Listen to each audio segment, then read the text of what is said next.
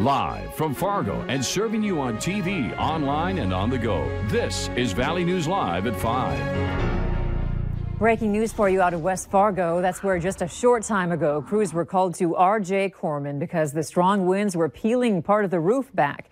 This is the same building we told you about on Sunday that had a roof collapse. The building is on the 2200 block of Main Avenue East, right next to the escape room. Crews say they're working to stabilize the building, but fear that the strong winds will completely peel the roof off and impact nearby buildings. Escape room is on that far end, and then Advanced Auto Glass here. We're going to talk to them, let them know of the hazards. If that piece comes off and it acts like a sail, it might hit their building, damage something. It could probably end up out here on Main Avenue. So we're going to keep an eye on that. Officials say 2 people were inside but were able to make it out safely. Authorities believe the building may cave in sometime tonight, so stick with Valley News Live for more updates on this story. Road conditions here in town have been very difficult to drive through because of the thick amount of slush and water on the roads. Joining us with the latest on the conditions is Valley News Team's Rose Itzkovitz. Rose?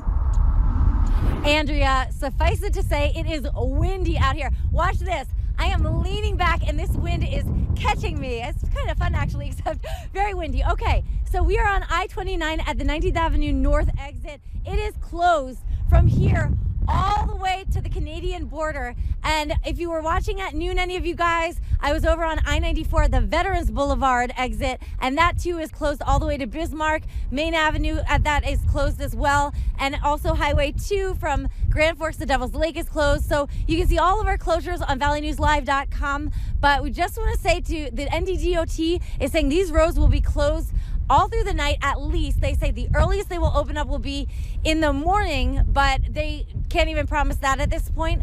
But pretty much just stay off, heed their advisories because it is really bad out there. They're saying that the snow plows are even getting stuck because this wind is pushing the snow into the road. So it's hard to tell what is what. We can see really clearly over here. Whoa. But in other parts, it's actually getting worse. So you know it's bad when the vehicles meant to bail you out are also getting stuck. So just heed their advice, stay off where they're advising not to. And Andrea, I'm gonna send it back to you and try not to get blown away out here. Safe. Thank you, Rose. Stay safe. We'll see you back here in a little bit. That wind, as she mentioned, is still whipping things around. The snow, stop signs, you name it. It's making travel difficult, especially in rural areas. This is video from the Harwood area earlier today. Let's find out from Hutch when we can expect it to die down and what's happening this evening. Hutch. Well, the Fargo-Moorhead area right in town, we got hit with rain. As the radar loop here shows, over the last 24 hours, not only did we just get the freezing rain, sleet and rainfall, but then we dried out for much of the overnight. That impacted how much we got. We got around 1/2 of an inch of liquid moisture here, but it fell as rain for us and for portions of Lakes Country. Just a little bit of snow left. It's moving to the south and east at about 40 miles per hour. That's all that's left of the new snow. But the areas I have circled in red have either impossible roads or closed roads in eastern North Dakota and western and northwestern Minnesota. It's had a huge impact once you get just outside of the FM area. Here's a look at Victor, South Dakota on I-29 with drifts over the road there. You still cannot even see the road in Cavalier. Some of the drifts over 4 and 5 feet tall. Here's Highway 13 in Verona from the blizzard. Now our winds continue, and that will be the main problem. You saw not a lot of snow left, but we still have gusts approaching 60 miles per hour from the north here in the FM area. Blizzard warning continues because of the wind, not the expected additional snowfall until 7. Then after that, we're in a winter weather advisory until 1 a.m. as the wind is expected to continue. So temperatures fairly steady. Can't rule out a little bit of light snow here. I'll have details on how much snow fell, how much rain fell, how much wind blew, and your hour-by-hour forecast here in just a few moments. Some areas were really hit hard, weren't they? Indeed. All right, thanks, Hutch. Yes. With howling wind speeds clocking in, as you heard Hutch say, between 50 and 60 miles an hour today, most travelers trying to get out of the valley are stuck here another day. Valley News Team's crime and safety reporter Bailey Hurley talked with one woman who says her flight out is canceled until tomorrow. There was barely a soul in sight at Hector International today as flight after flight was canceled for intense wind speeds. It gets very frustrating, but at the same time, there's nothing that we can really do about it. The few who did walk through the doors today soon walked back out, some telling me they couldn't get rescheduled until Saturday. March is our busiest month. It'll be this way next year. It'll be this way the following year. If your flight is canceled now, it's very, very difficult for the carriers to find seats for you today, tomorrow, and maybe the next day. One traveler stuck in Fargo says she's more than frustrated after she drove here from Aberdeen Wednesday morning in hopes of switching flights to dodge the storm. I'd say the most frustrating part is knowing that weather was going to be bad Thursday and they did not put a travel advisory for people to change their flights. And, I got here, I was being proactive. I got here early yesterday, and I could have gotten on a flight if there was room, and they wouldn't even consider it. She says because a weather advisory was not given, American Airlines wouldn't let her change her flights without a $250 fee. Woke up this morning, my flight was canceled. It's frustrating to spend so much money when you paid a lot for a ticket and then gas to get here and hotel. But Doberstein says as frustrating as it is, patience is a virtue when your travel plans are at the mercy of Mother Nature. In Fargo, Bailey Hurley, Valley News Live. As of 4:45 this evening, 2 planes have landed in Fargo and another is still set to take off from Fargo within the next few minutes. The extreme blizzard conditions are affecting other parts of the Midwest, especially in Nebraska and parts of Colorado. Authorities in Colorado used school buses to get drivers to their cars. Police used caravans into the county's worst roads to rescue drivers still stuck in the storm. More than 150 vehicles were left stranded or disabled, and 8 inches of snow accumulated in the Denver area, with 12 to 20 inches in the mountains and foothills. The strong wind gusts we've been seeing are causing power outages for a number of people in North Dakota. Lines are snapping due to ice buildup. Valley News Team's Maddie Gelseth spoke to some electric companies in the valley on when customers can expect to get their power back. As of an hour ago, Cass County Electric had 70 customers without power. Xcel Energy says they didn't have many major outages, just a few minimal power outages. And Dakota Valley Electric saw over 300 outages, all in the rural communities in southeast North Dakota. Most of these outages are because of the ice-wind combo on the power lines. The ice is an odd shape. A lot of times it acts like a wing on an airplane. So when the wind blows, it causes the conductor to fly up and down, and what they call galloping situation. And with this galloping motion, as you can see, transmission lines snap or it can break off nuts and bolts. But Xcel Energy says they've been taking extra measures to prevent that from happening.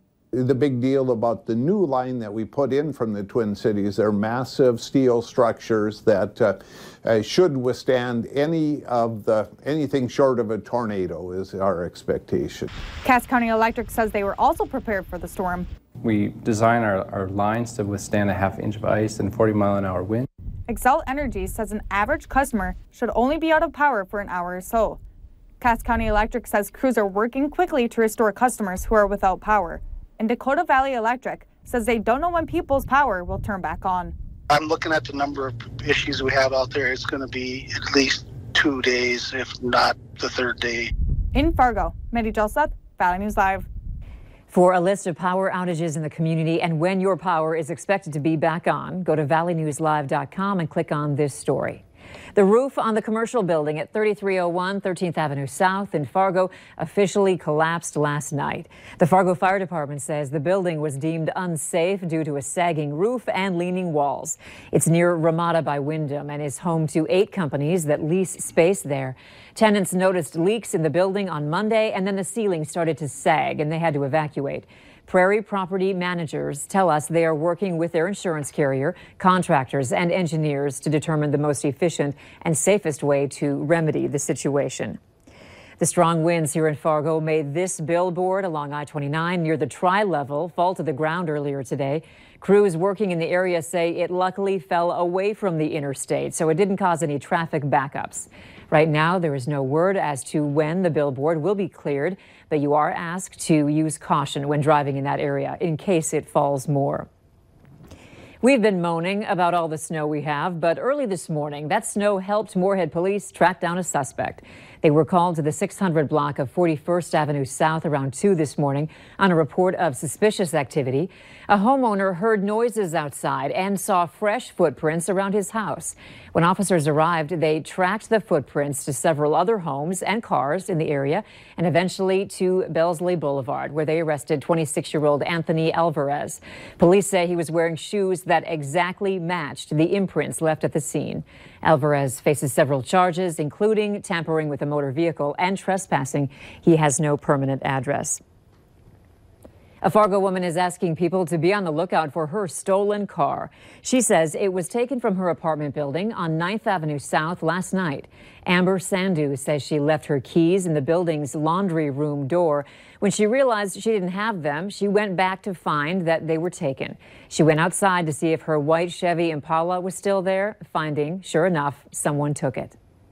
Bring my car back, bring my keys, just drop it off. I don't even care. Like, it's my only means to work. So, and if there's an emergency, then how am I going to get there? It's my only way. The car is a 2004 white Chevy Impala. She's asking anyone with information to please contact Fargo Police. You can help an area fire department raise money for new jackets, equipment, and trucks. The Harwood Fire Department is holding its second annual Night Out and fundraiser event. In addition to equipment, the event helps the department in other ways, too. It does several things for us. It helps boost our income, obviously. It takes some of the burden off the taxpayers in the city and the contracts for the areas that we serve. The fundraiser is on March 30th from 5 to 11. For more information, you can call the Harwood Fire Department, 281-5977. All you Bison fans, make room in your schedules for a watch party this Sunday to help celebrate the men's basketball team making it to the big dance. NDSU is hosting an NCAA tournament selection show inside the Shields Center. That's March 17th. The event is free and open to the public. You can meet the men's basketball team, take pictures with them and the Summit League Championship trophy, get autographs, and hear from Coach Richmond. The doors open at 4 p.m. and the matchups for the 68-team field will be announced starting at 5 p.m. The Bison will be making their 4th NCAA tournament appearance overall and their 3rd trip to the big dance in the past 6 seasons.